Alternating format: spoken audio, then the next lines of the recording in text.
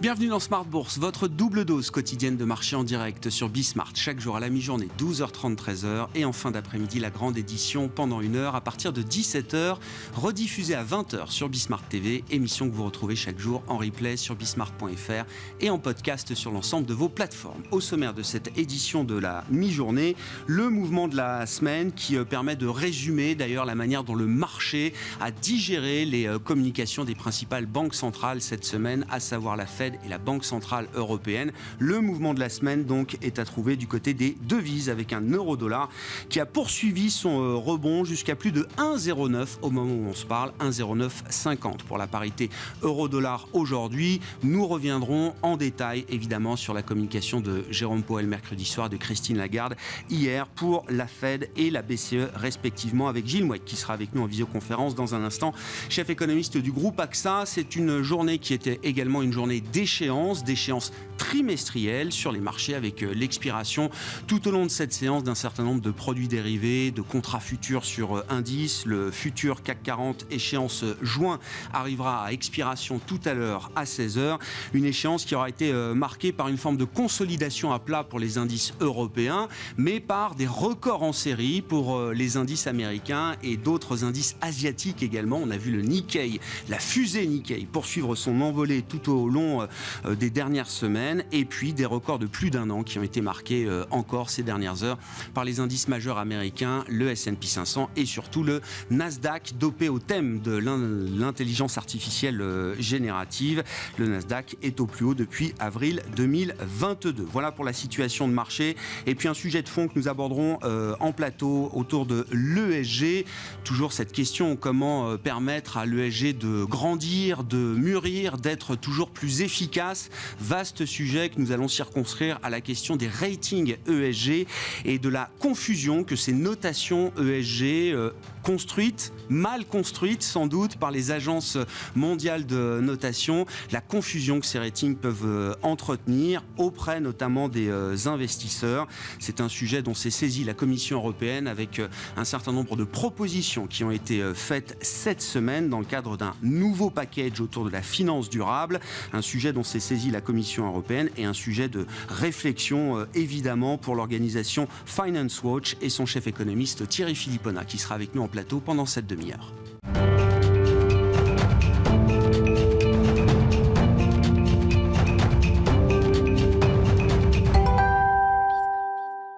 Mais d'abord, après quelques jours de réflexion, quelques commentaires encore sur les communications de banques centrales qui ont marqué la semaine, la Fed et la Banque centrale européenne. Gilles Mouek est avec nous en visioconférence, chef économiste du groupe AXA. Bonjour et bienvenue Gilles. Merci beaucoup d'être avec nous.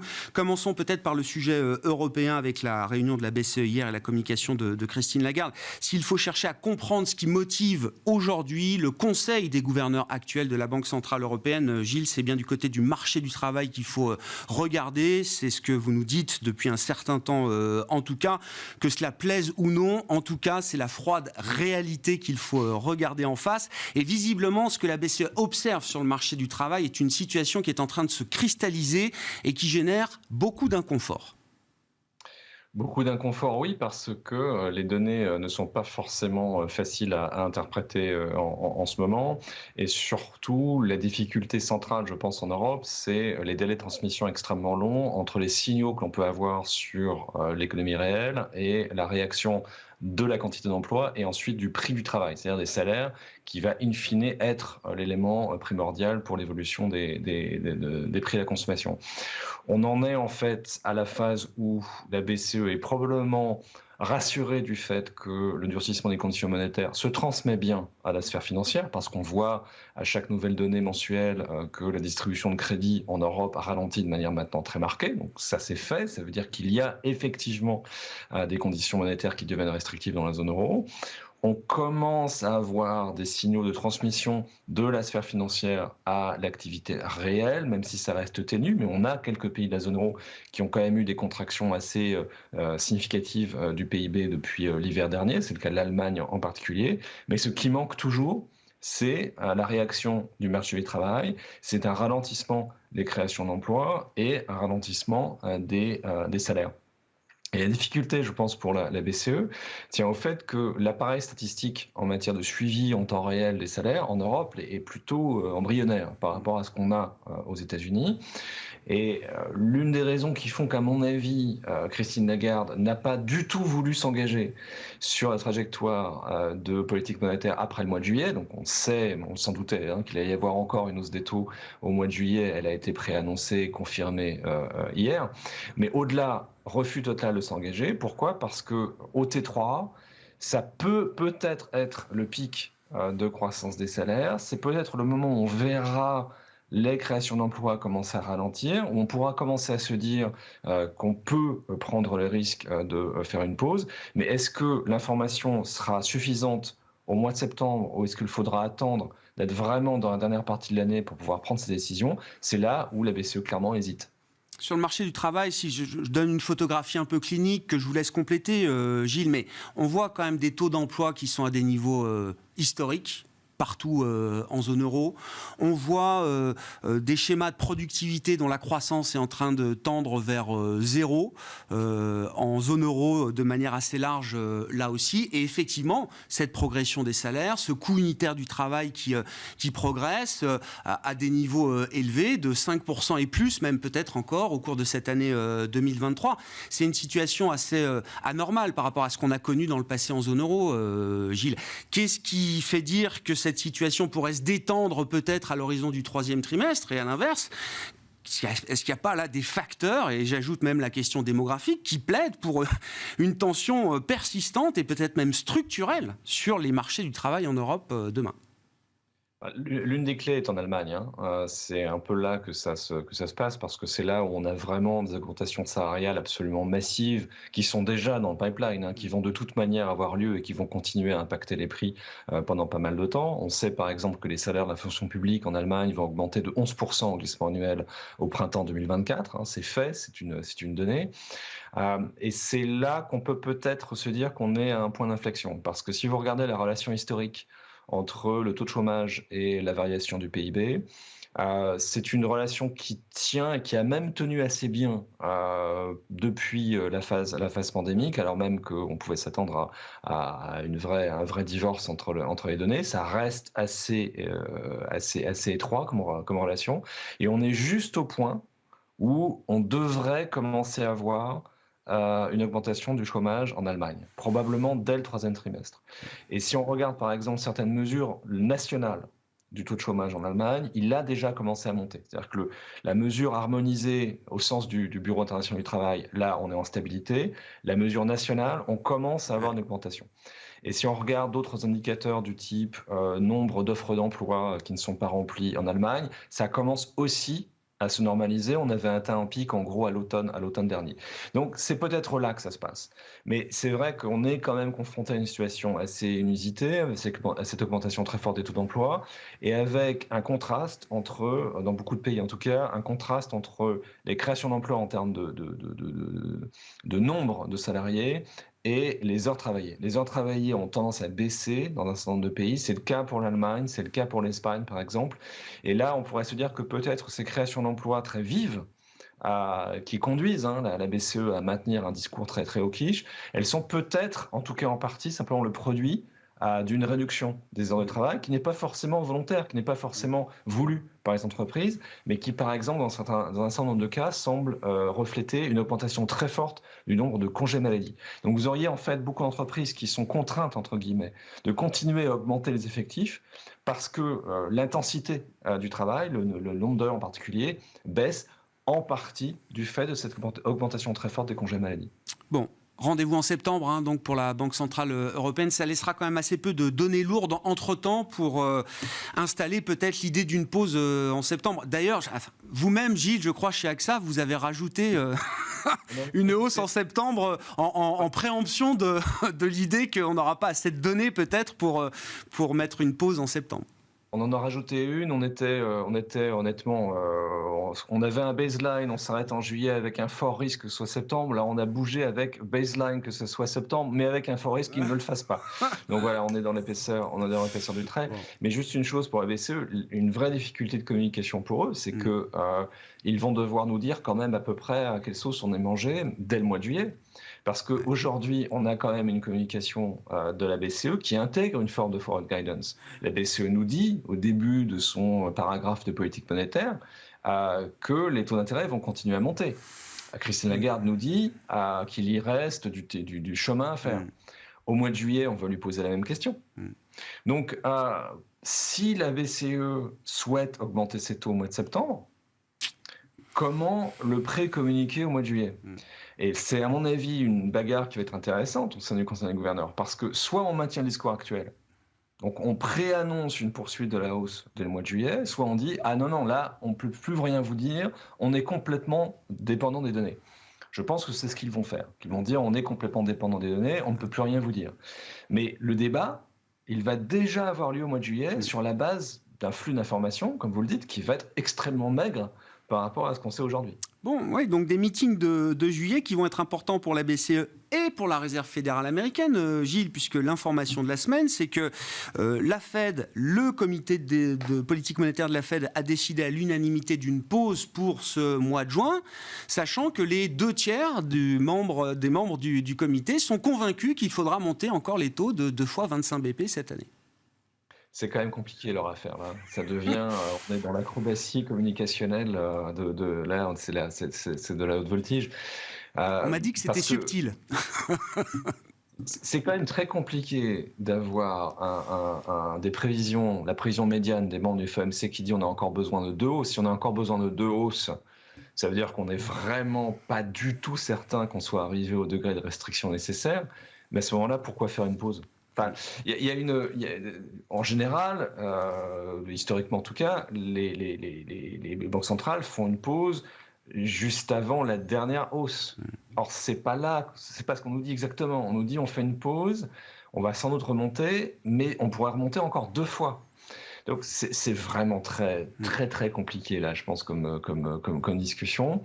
Et c'est un peu la même difficulté que la BCE a en ce moment, c'est-à-dire que aux États-Unis, les signes de ralentissement de l'inflation sont plus tangibles qu'en Europe, parce que l'inflation sous-jacente a vraiment ralenti et les composantes un peu clés comme les services hors loyer ont vraiment beaucoup ralenti. C'est-à-dire, si vous prenez cette composante-là simplement, sur les 3 derniers mois, on est quand même en territoire négatif.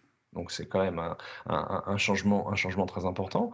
Donc on pourrait se dire que la Fed peut quand même plus facilement faire le pari que le degré nécessaire de restriction a été atteint. Mais chaque mois, au moment où les payrolls sont publiés, on rappelle à la Fed que le marché du travail reste quand même incroyablement robuste. Et donc, on a une Fed qui est obligée de maintenir un biais haussier, qui est obligée de maintenir un biais hawkish, parce qu'elle n'est toujours pas convaincue que l'atterrissage du marché du travail est suffisamment tangible pour qu'il n'y ait pas de redémarrage de l'inflation sous-jacente quelque part vers la fin de 2023, début 2024. Mais voilà, la réaction du marché d'ailleurs était assez marrante pendant le mercredi soir, parce que le communiqué a provoqué immédiatement un sell-off du marché obligataire. On a une espèce de rétro-pédalage pendant la conférence de presse de Powell.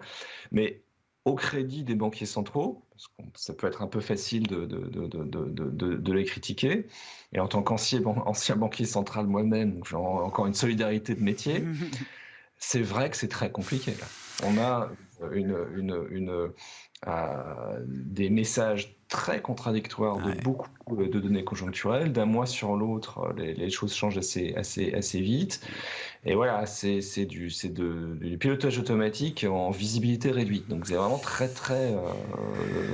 je reprends mon adjectif, c'est très acrobatique. Ouais, des données contradictoires qui en plus confortent les positions de part et d'autre. Hein. Chacun y trouve de quoi être conforté dans ses convictions. Et donc pour l'instant, les positions ne bougent pas. Donc rendez-vous en juillet, 25-26 pour la Fed et 27 juillet pour la Banque Centrale Européenne. Ça permettra de garder un peu d'attention effectivement sur les marchés au cours de cet été. Merci beaucoup Gilles. Gilles Mouek avec nous en visioconférence, chef économiste du groupe AXA.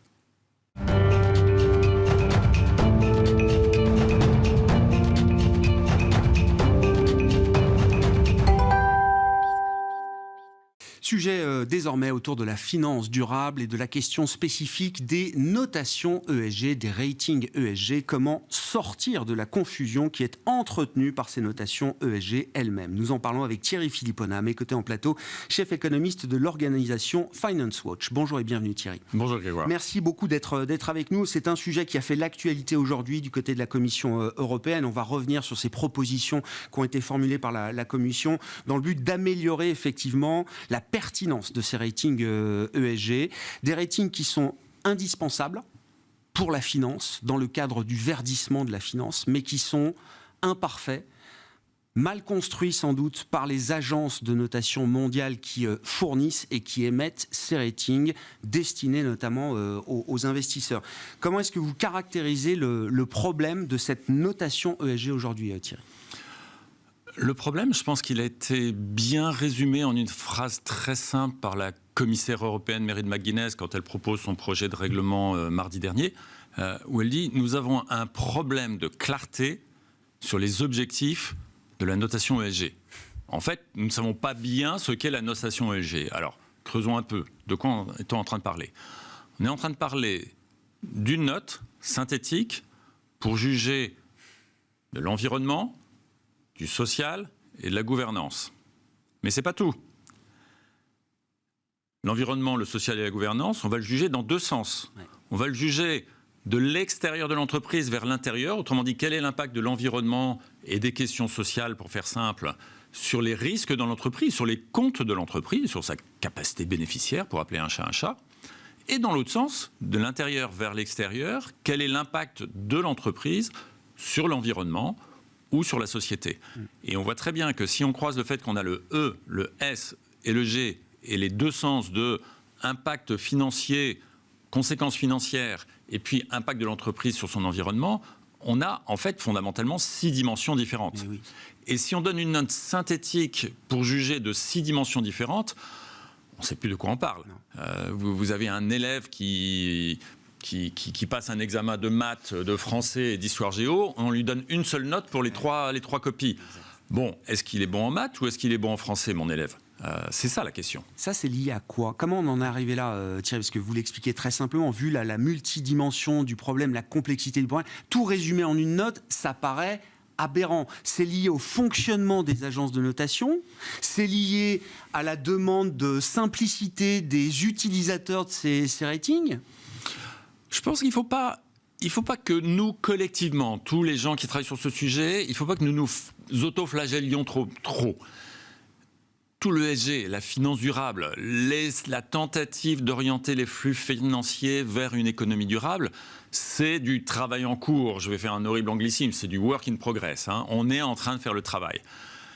Donc au début, on s'est dit, ah ben oui, la durabilité, il y a de l'environnement, il y a du social, et puis bien sûr, une bonne gouvernance, c'est quand même la base de tout. Tous les financiers ont toujours su ça d'ailleurs au passage. Oui. Bon, voilà. Et puis donc on a tout mis ensemble parce qu'on a dit, la durabilité, c'est tout ça. Et puis après ça, on se rend compte que, voilà, le constat que je faisais à l'instant. Donc le but, de mon point de vue, est moins de dire comment on en est arrivé là. On en est arrivé là parce qu'on est en train de faire le travail, on s'est relevé les manches, puis on s'aperçoit que c'est très très imparfait, que de constater que si on reste sur cette logique, on va aller nulle part. Ouais. D'où les débats franchement très difficiles qu'il y a aujourd'hui autour de l'ESG, avec des critiques dans tous les sens. Mais ces critiques, elles sont alimentées par quoi? La plupart du temps, et il n'y a aucun jugement, certainement pas moral dans ce que je vais dire, c'est juste factuel. La plupart du temps, le monde des affaires s'intéresse à ce qu'on appelle dans notre jargon ESG la matérialité financière. Autrement dit, quelle est la conséquence des questions environnementales ou sociales sur les comptes de l'entreprise? Ils ont bien raison de s'y intéresser, c'est la base de leur métier et c'est absolument fondamental. Et la plupart du temps, l'investisseur citoyen qui a un peu d'épargne et qui aimerait bien que son épargne contribue à construire un monde durable, s'intéresse à l'impact de l'entreprise sur son environnement. Bien sûr. Donc, à un bout de la chaîne, on a des gens qui s'intéressent au risque et de l'autre à l'impact. Et après ça, on a un dialogue dessous en disant... ça crée cette incompréhension. Il y a cette incompréhension. Ah, oui. Pourquoi? Parce qu'on met un sens différent derrière les mêmes mots. Ouais. Derrière le mot notation ESG, durabilité, on ne parle pas de la même chose aux deux extrémités de la chaîne. la recette est garantie pour une incompréhension, et puis après ça, des débats difficiles, et après ça, une perte de crédibilité. Et la finance, qu'elle soit durable ou pas, c'est la confiance. Et si on n'a pas cette compréhension, on va perdre la confiance. Une perte de crédibilité, et moi je me place du côté des investisseurs, hein. Cette émission est destinée aux investisseurs et à recueillir leurs témoignages. Le risque de démobiliser des acteurs financiers qui sont engagés. On peut débattre des intentions, des bonnes intentions, etc. Mais les engagements, ils sont là. Ce sont des gens qui investissent dans les données extra-financières, dans ces critères de notation ESG. Donc à partir de ce moment-là, il faut quand même que ces investissements rendent quelque chose à l'arrivée. Et eux-mêmes, je sens qu'il y a une forme de déception par rapport aux critiques qu'ils peuvent recevoir. Alors, les critiques de ceux qui pensent que l'ESG est le diable, comme tweet Elon Musk régulièrement, c'est une chose. Mais même dans le camp de ceux qui veulent voir les choses avancer, il y a des critiques qui sont parfois très démobilisatrices pour des acteurs financiers engagés. Quand ce sont les stratégies, articles 8, 9, qui sont pointées du doigt parce qu'elles ont des pouillèmes de parts grises. Parce que oui, on peut s'engager aussi auprès d'acteurs qui ont aujourd'hui des parts grises, mais qui sont de gros investisseurs sur les questions de transition. Ça démobilise quand même une partie des troupes. Vous avez tout à fait raison. Alors, là, vous ouvrez un débat qui est gigantesque. Ouais. Donc, je reviens en parler très, très, très, très volontiers. Mais ce que vous dites mène directement à la question des notations ESG. Pourquoi ? Parce que les notations ESG, elles sont au cœur de la construction soit des portefeuilles ESG, soit des indices qui se disent ESG. Donc, si elles sont au cœur, il faut en fait tout simplement, et là, ce qui est très intéressant, c'est qu'on est au cœur d'une question de bon sens. Et le bon sens, il consiste tout simplement, c'est extrêmement simple en fait quand on y réfléchit, à clarifier les objectifs. Dites-moi ce que vous notez. Est-ce que vous notez les conséquences financières pour l'entreprise X du réchauffement climatique ? Simple matérialité. Ou est-ce que vous notez les conséquences sur la société de la politique sociale de l'entreprise Y ? Ouais.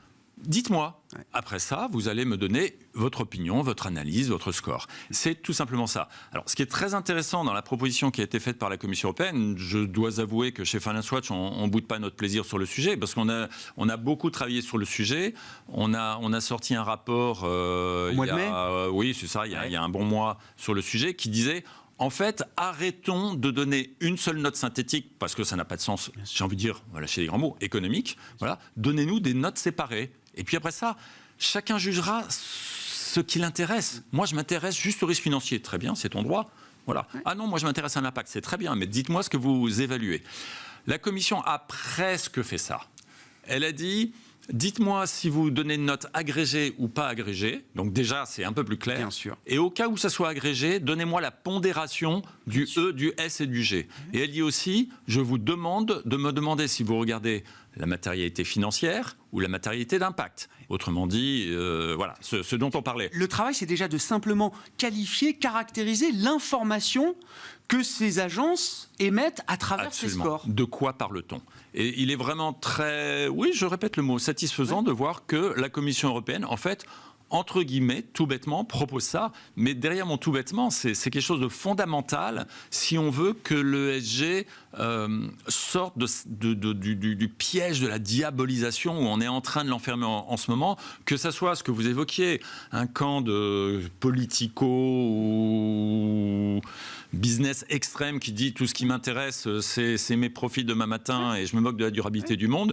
Bon, on sait que ça vient largement d'outre-Atlantique. Anglo-saxon, oui, bien sûr. Mais pas que. Anglo-saxonne. Mais pas que, mais en tout cas, ça vient de là. Ou le camp à l'autre extrémité du spectre qui dit tout ça, ça ne sert à rien. C'est du washing. Voilà. C'est du washing. Et la réalité, c'est qu'entre les deux, il y a des gens qui essayent de faire. Alors oui, c'est souvent imparfait, mais en tout cas, donnons-leur des outils pour aller dans le bon sens. Et donc, dans ce package, dans ces propositions formulées, donc l'idée déjà de clarifier, caractériser l'information émise par les agences, c'est du bon sens. C'est simple et ce sont des propositions, si elles sont mises en application, hein, il y a encore un parcours évidemment européen, législatif devant nous, mais typiquement c'est le genre de réglementation qui peut apaiser la situation. Je pense que ça peut contribuer à apaiser la situation, ce dont on a vraiment besoin. Et bon, ce qui est intéressant, c'est que c'est une pierre à l'édifice. J'ai le sentiment, j'espère ne pas être trop optimiste, que c'est une proposition tellement de bon sens qu'on va peut-être, j'espère, arriver à dépasser les clans partisans. Je veux dire qu'on soit de Qu'est-ce qui vous fait drôle. dire ça, Thierry ? Parce que réglementation, je vais vous dire, le financier, il en a jusque-là. Hein, la réglementation, Oui. Dans tous les sens, financière, extra-financière. Alors- Il a un budget compliance, désormais, qui explose. Il n'en peut plus. Vous allez être obligé de me réinviter une troisième fois parce Avec que plaisir. c'est un autre Non, mais sujet. c'est un autre sujet. Non, mais pour dire, non, mais je c'est une vois le réglementation point. qui peut trouver, Non, mais effectivement, je vois le une forme point, d'adhésion. même si je pourrais mettre des nuances. Bon, parce qu'il y a quand même des raisons. Bon, voilà. Bien sûr. Mais vous avez raison. La réglementation, elle est quand même globalement lourde. Faut appeler un chat un chat. Donc ça, c'est vrai. Ce qui me rend optimiste, c'est que encore une fois, on est au niveau du bon sens. Dire, dites-moi ce que vous êtes en train d'évaluer.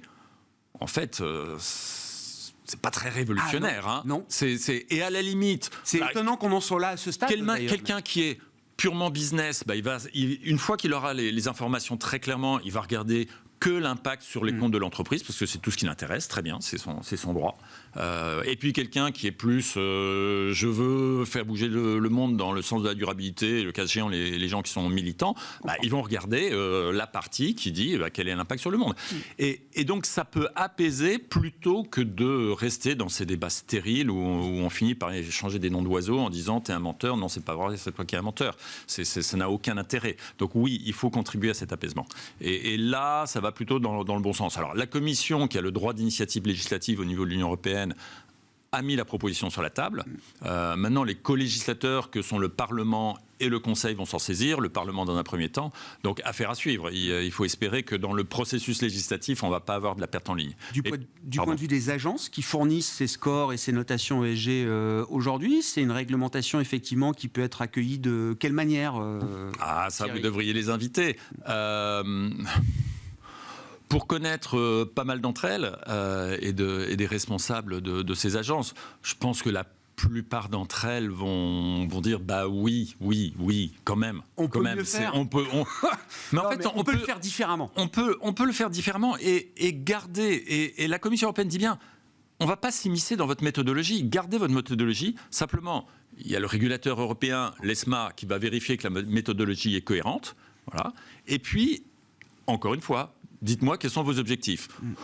Je ne vois pas qu'elles arrivent à développer un argumentaire puissant pour dire « Ah non, je vais continuer à ne pas vous dire ce que j'essaye de noter. » Alors, je suis un tout petit peu injuste en le disant comme ça, parce que quand on va vraiment creuser dans des documentations souvent volumineuses, on finit par comprendre qu'ils sont plutôt dans tel sens ou dans tel sens. Ouais, mais... Pour être l'auteur du rapport de Finance Watch, j'ai fait toutes ces lectures. Bon, il faut vraiment y aller. Hein. Donc, si on pouvait avoir quelque chose de clair et de simple, ça serait quand même bien. Il y a une deuxième dimension de la proposition de la Commission européenne qui est la gestion des conflits d'intérêts, qui est évidemment quelque chose d'essentiel. Mais encore une fois, ça, c'est pas quelque chose de très nouveau ni de révolutionnaire, c'est du bon sens. Oui. Alors, il y a quelque On chose... l'a connu avec l'aspect financier. La question de la notation financière et du conflit d'intérêts est une question qui a déjà été... Dans la réglementation sur les agences de rating de crédit, il y a tout un volet gestion des conflits d'intérêts qui va de soi. Et quelque part, on est en train de prendre il y a une proposition de prendre des mesures qui sont très, très similaires.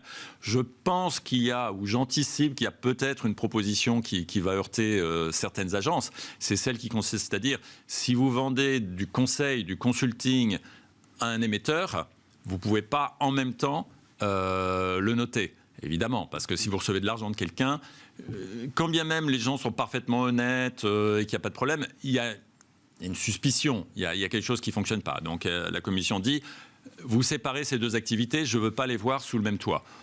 Très franchement, ça peut ne pas faire plaisir, je comprends, ça peut compliquer un peu la donne, mais c'est indispensable. Mais c'est plus qu'entendable. Oui, c'est entendable, bien sûr, mais c'est indispensable. Parce que vu l'importance de ce marché, vu les masses, on est en train de parler de milliers de milliards d'euros, de dollars qui sont en train d'aller dans cette direction-là. Si on n'a pas une évaluation... Lâchons le grand mot, dans lequel on a confiance, tout le système s'effondre. En fait, c'est au cœur de la construction de la confiance.